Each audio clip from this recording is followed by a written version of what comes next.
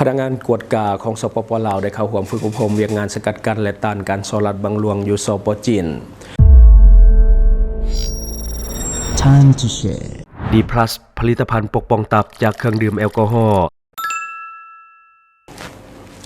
สวัสดีท่านผู้ชมกลับมาพบกับรายการTime to Shareสำหรับหัวข้อข่าวที่เราอยากจะนำเสนอในวันนี้ก็คือเกี่ยวข้องกับเรื่องของพนักงานกวดกาสปป.ลาวได้เข้าร่วมฝึกอบรมเวียกงานสกัดกั้นและต้านการโซลัดบังหลวงอยู่สปป.จีนซึ่งวันในของข่าวเราได้มาจากแฟนเพจวารสารกวดกาซึ่งว่าเพิ่นได้เอาลงไว้น่าสนใจ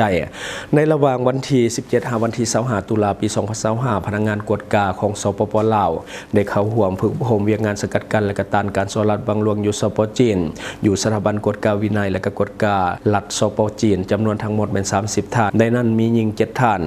ในนี้มีพนักงานจากองค์การกวดกาแห่งรัฐจำนวน15 ท่านมีหญิง4 ท่านองค์การกวดกากระทรวงองค์การจำนวน5 ท่านหญิง2 ท่านและท้องถิ่นจำนวน10 ท่านหญิง1 ท่านซึ่งนำพาโดยท่านสุขคำเพชรเฮืองบุตรศรีกรรมการประจำภาครองประธานคณะกรรมการศูนย์กลางภาครองประธานองค์การกวดกาแห่งรัฐและรองหัวหน้าองค์การต้านการโซลัดบังหลวงศูนย์กลางการฝึกอบรมในครั้งนี้ประกอบมี7 หัวข้อเฉพาะและการลงทัศนศึกษาภาคสนามตัวจริง4 หัวข้อซึ่งหัวข้อเฉพาะประกอบมีดังนี้แนวคิดการปกครองและก็คุ้มครองหลักของการนำจีนและก็ต่อมาก็จะเป็นระบบการเมืองจีนผลสำเร็จของสปป.จีนในการฉุกยู่เรื่องของการสร้างแบบแผนที่ดีของภาคและการบริหารแบบปลอดภัยข่าวสะอาดก็คือเวียกงานสกัดกั้นและต้านการโซลัดบังหลวงของจีนการนำสภาพการและก็ภาระบทบาทขององค์การกวดกาวินัยและก็ติดตามกวดกาของสปป.จีนสภาพการสร้างระบบกฎหมายและก็นิติกรรมเกี่ยวกับการสกัดกั้นและก็ต้านการโซลัดบังหลวงของสปป.จีนสภาพการจัดตั้งพันขยายเนื้อในจิตใจข้อกำหนด8 ข้อของศูนย์กลางพรรคคอมมิวนิสต์จีนเพื่อเพิ่มทวีการสร้างแบบแผนของพรรค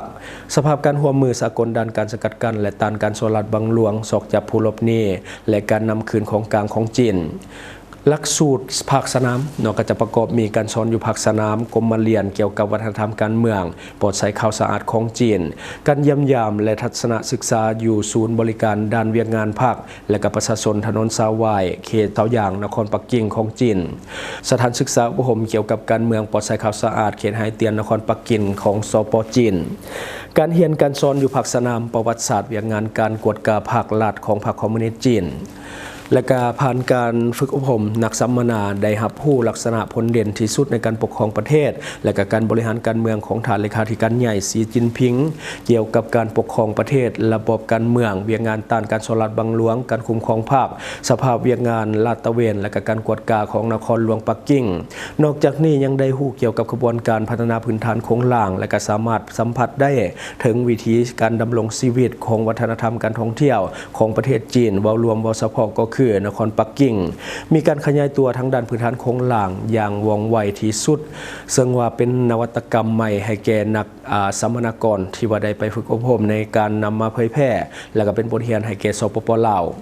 อันนี้ก็คือเรื่องของการไปฝึกอบรมอยู่จีนเรื่องของการถอดถอนบทเรียนเรื่องของการต้านเรื่องของการโซลัดบังหลวงก็คือจะเอามาพันขยายใส่ในสปป.ลาวของเฮา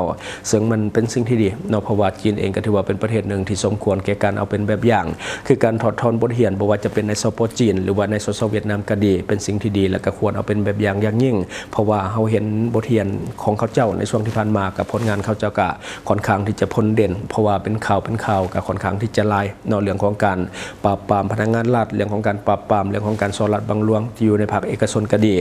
ที่ว่ามีความเกี่ยวข้องกับรัฐสองประเทศนี้เขาเจ้าเห็นให้ชาวโลกเห็นเรื่อยๆว่าการโซลัดบังหลวงหรือว่าการปราบปรามกลุ่มคอร์รัปชันในประเทศของเขาเจ้าเนี่ยมันมีประสิทธิภาพและก็บ่เลือกปฏิบัติแม้แต่ผู้มีอำนาจหรือว่าผู้มียศมีมีตำแหน่งก็บ่มีการละเว้นตัวอย่างคือในประเทศเวียดนามก็มีการลงโทษการนำขันสูงหลายคนและก็ในประเทศจีนล่าสุดก็คือเรื่องของการลงโทษนายพลเกาท่านในเรื่องของการโซลัดบังหลวงอันนี้ก็เป็นผลงานของเขาเจ้าในช่วงที่ผ่านมาที่สำคัญกฎหมายสำหรับเรื่องของการโซลัดบังหลวงในประเทศจีนหรือว่าในเวียดนามเขาค่อนข้างที่จะบังคับใช้แบบจริงจังเข้มงวดเด็ดขาดตัดสินจริงลงโทษจริงซึ่งว่าอันนี้คือ2ประเทศนี้เฮายกย่องให้เขาเจ้าเป็นประเทศแบบอย่างในเรื่องของการปราบปรามโซลัดบังหลวงที่มีประสิทธิภาพฉะนั้นจึงเห็นได้ชัดว่าการเจริญเติบโตในแต่ละด้านของประเทศบ่ว่าจะเป็นสปป.จีนหรือว่าสสเวียดนามก็ตามเติบโตแบบก้าวกระโดดหลังจากที่มีการโซลัดบังหลวงมันลดน้อยถอยลงจากการปราบปรามของภาครัฐ เพราะว่าการสลับบางหลวงเนี่ยเป็นดังมะเร็งเนาะที่ว่ามันกัดกินงบประมาณของประเทศนั้นๆถ้าแก้ไขส่วนนี้ได้งบประมาณแห่งรัฐจะถึงนำใช้อย่างมีประสิทธิภาพหลายขึ้นเรื่องของการพัฒนาต่างๆพื้นฐานของหลังก็จะดีขึ้นและก็มีคุณภาพหลายขึ้น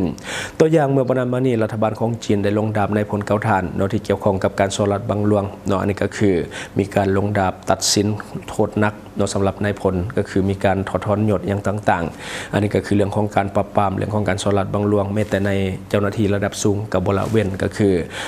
ปฏิบัติกฎหมายเสมอภาคกันเนาะอันนี้ก็คือเรื่องของการไปถอดถอนบทเรียนจากสปจีนของพนักงานกวดกาเรื่องขององค์การกวดกาแห่งรัฐของเราเนาะและประเด็นมาต่ออีกหนึ่งข่าวดีสำหรับหลวงพระบางเนาะก็ถือว่าได้รับรางวัลจุดหมายปลายทางของการท่องเที่ยวที่ยอดนิยมของโลกระดับคันเงินซึ่งว่ามันมีหลายคันเนาะสำหรับปี 2025 ปี 2027 ที่นครดูไบอาหรับเอมิเรตส์เนาะซึ่งว่านี่เป็นข่าวดีที่ว่าเกิดขึ้นกับการท่องเที่ยวของเราและช่วงนี้ก็คือกำลังใกล้เข้าฤดูการท่องเที่ยวแบบธรรมชาติแบบจริงจังเพราะว่าบ้านเฮากะใกล้เข้าสู่ฤดูหนาวเต็มทีแล้วซึ่งว่าในของข่าวเขาได้มาจากแฟนเพจโทรโขงที่ว่าเพิ่นเอาลงไว้ทานปริญญาเอกนางสุดาพรคมทวงศ์หัวหน้าแผนกวัฒนธรรมและการท่องเที่ยวของแขวงหลวงพระบางได้นำพาคณะเข้าร่วมรับรางวัลจุดหมายปลายทางสำหรับปี 2025 ครับปี 2027 หรือว่า Green Destination 2025 to 2027 ที่ได้รับการยืนยันจากองค์การท่องเที่ยวสีเขียวหรือว่า Green Destination ซึ่งแม่นองค์การนำหน้าในด้านการยั่งยืนความยืนยงให้แก่จุดหมายปลายทางเรื่องของการท่องเที่ยวและกับผู้ประกอบการธุรกิจในทั่วโลกที่ถือของรับโดยสภาการท่องเที่ยวของโลกหรือว่า GSTC หรือว่า Global Sustainable Tourism Council รางวัลดังกล่าวประกอบมี5ระดับก็คือขันทองแดงหรือว่า Bronze และก็คันเงินหรือว่าซิลเวอร์หรือว่าคันคำหรือว่าโกและก็คันคำขาวแพลตินัมเนาะและก็จะมีการยั่งยืนจุดหมายปลายทางที่ว่ายืนยงหรือว่า certification สำหรับปี 2025 นครหลวงพระบางได้รับรางวัลจุดหมายปลายทางการท่องเที่ยวที่ยืนยงของโลกระดับคันเงินเนาะสำหรับปี 2025 หาปี 2027 หรือว่า Silver Award Green Destination 2025 to 2027 ในงานสัมมนาจุดหมายปลายทางของการท่องเที่ยวที่ยืนยงประจำปี 2025 ก็คือ Sustainable Destination Forum เนาะซึ่งว่าจัดขึ้นในระหว่างวันที่ 28 ถึงวันที่ 29 ตุลาปี 2025 ที่จัดขึ้นอยู่นครดูไบอาหรับเอมิเรตส์รางวัลดังกล่าวเราเป็นคันสูงกว่ารางวัลที่เคยได้มาก็คือ Top 100 Story ที่ว่านครหลวงพระบางเขาเคยได้ในช่วงที่ผ่านมาซึ่งว่าเป็นสิ่งที่ยั่งยืนให้เห็นถึงความพยายามของภาคส่วนที่เกี่ยวข้องเพื่อยกระดับคุณภาพของจุดหมายปลายทางของการท่องเที่ยวให้อยู่ในระดับที่สากลยอมรับและก็ตามสามมาตรฐานต้นต่อก็คือด้านสิ่งแวดล้อมด้านเศรษฐกิจสังคมและก็ด้านวัฒนธรรมที่มีหลายกว่า100ตัวชี้วัดก็คือมันมีตัวชี้วัดย่อยลงไปซึ่งใช้เวลาดนพอสมควรในการกักเก็บข้อมูลเพื่อที่จะขอเสนอยั่งยืนและจะต้องได้รับการกวดกาอย่างละเอียดจากคณะผู้กวดสอบอิสระขององค์การท่องเที่ยวสีเขียวโดยการลงกวดกาจะประเมินพื้นที่ตัวจริงเพื่อรับประกันความถูกต้องสอดคล้องกันระหว่างข้อมูลที่ได้รับและก็สภาพความเป็นจริงจากนั้นจึงได้ค้นคว้าและก็ตกลงเห็นดีอันสำคัญแม้นได้แสดงให้เห็นถึงมรรคผลของความพยายามในการปกปักรักษามรดกโลกและการพัฒนาการท่องเที่ยวขององค์การปกครองแขวงที่ว่าได้ให้ความสำคัญในการพัฒนาแบบยืนยงและก็กลายเป็นจุดหมายปลายทางการท่องเที่ยวที่มีคุณภาพระดับสากลทั้งแม้นการความภาคภูมิใจของสาวหลวงพระบางวาวรวมก็คือของประเทศซึ่งเป็นการได้รางวัลครั้งทำอิฐของสัตว์ลาวแล้วก็เป็นสัตว์ทำอิฐที่ว่าได้รับรางวัลในบรรดาประเทศ CLMV หรือว่ากัมพูชาลาวเมียนมาและก็เวียดนามอันนี้ก็คือเนื้อในของข่าวที่ว่าเป็นข่าวดีที่ว่าเราได้รับก็คือเรื่องของการยั่งยืนการท่องเที่ยวสีเขียวหรือว่าจุดหมายไปทางสีเขียวของนักท่องเที่ยวทั่วโลกเนาะซึ่งว่าเป็นรางวัลที่เราเองก็ภาคภูมิใจและก็เป็นสาธรรมอิฐที่ว่าได้เรื่องของรางวัลดังกล่าวนอนในภาคพื้นเฮาก็คือกัมพูชาลาวเมียนมาและก็เวียดนามเนาะอันนี้ก็คืออีกหนึ่งรางวัลที่ได้มาการันตีว่าเมืองหลวงพระบางของเฮาเป็นเมืองท่องเที่ยวระดับสากลที่ยังได้รับความนิยมโดยดีเสมอมาจนมาถึงปัจจุบันจะได้ก็ตามเนาะขอให้ทุกภาคส่วนและก็ทุกคนร่วมกันปกปักรักษาความเป็นเอกลักษณ์ของเมืองหลวงพระบางเอาไว้ถ้าว่าสิ่งนี้มันบ่อยู่แล้วเนาะเมืองหลวงพระบางอาจจะเปลี่ยนแปลงไปในทางที่บ่ดีปานใดฉะนั้นอยากให้ทุกคนคงอยู่คงไว้สำหรับมูลเชื่อที่มันเป็นต้นตำรับของหลวงพระบางเนาะบ่เฉพาะแต่เรื่องของสถานที่ผู้คนก็ดีเนาะสิ่งที่น่าเป็นห่วงสำหรับเมืองหลวงพระบางก็คือเรื่องของความเจริญที่ว่ามันกำลังลุกลามเข้าไปในพื้นที่ของการท่องเที่ยวแล้วก็ค่อยๆเปลี่ยนแปลงหลายอย่างที่มันเกิดขึ้นตัวอย่าง เคหสถานต่างๆ ที่เคยเป็นมรดกโลกในปัจจุบันก็กลายเป็นธุรกิจของต่างชาติหรือว่าคนลาวเฮาก็ดีเนาะที่ว่ามันเฮ็ดให้เรื่องของมนต์เสน่ห์มนต์เสน่ห์มันเปลี่ยนไปเนาะและต่อมาก็คือวัฒนธรรมดั้งเดิมของผู้คนรุ่นใหม่ที่กำลังค่อยๆเลือนหายไปซึ่งรวมทั้งมนต์เสน่ห์ที่คนหลวงพระบางเคยมีคือวัฒนธรรมของคนรุ่นเก่าก็จะมีการใช้ชีวิตแบบดั้งเดิมโดยการยังรักษาความเป็นเสน่ห์ของหลวงพระบางแต่ถ้าว่าเป็นวัยรุ่นใหม่เขาก็จะเข้าวัดน้อยลงอาจจะเข้าเทคเข้าบาร์หลายขึ้นไปสถานบันเทิงหลายขึ้นการแสดงออกแตกต่างจากคนรุ่นเก่าหลายขึ้นเนาะก็จะมีการเข้าโซเชียลหลายขึ้นแบบนี้ก็จะเฮ็ดให้มนต์เสน่ห์ของวัฒนธรรมการใช้ชีวิตของคนหลวงพระบางค่อยๆจางหายไป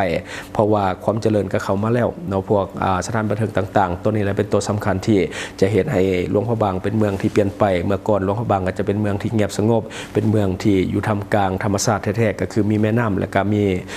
พื้นที่ที่เป็นธงเพียงเนาะก็คืออยู่ทางกลางและก็จะเฮ็ดให้เป็นเมืองที่มีธรรมชาติอ้อมห้อมและก็มีความสงบแต่ว่าในปัจจุบันเสียงเพลงค่อนข้างที่จะ